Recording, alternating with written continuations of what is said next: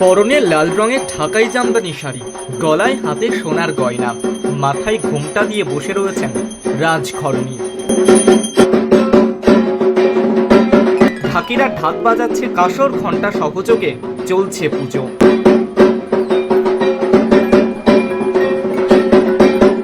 চৈত্র মাসের শুক্ল অষ্টমীতে অন্নপূর্ণা পুজোতে এভাবেই ধরা দিলেন রাজঘরণী। দেখা যাচ্ছে রাজশুভশ্রীর আরবানার ফ্ল্যাটের ড্রয়িংয়ে রাখা রয়েছে দেবী অন্নপূর্ণার সিংহাসন।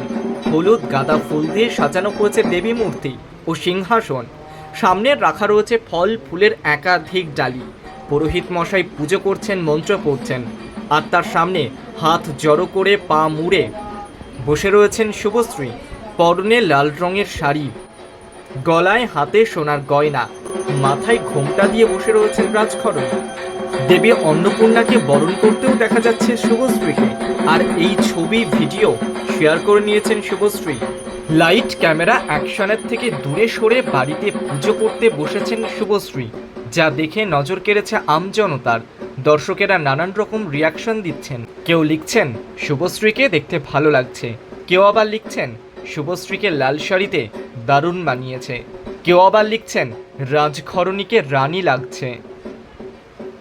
নানান রকম কমেন্টের বন্যা বয়েছে শুভশ্রীর সোশ্যাল মিডিয়া প্ল্যাটফর্মের কমেন্ট সেকশনে।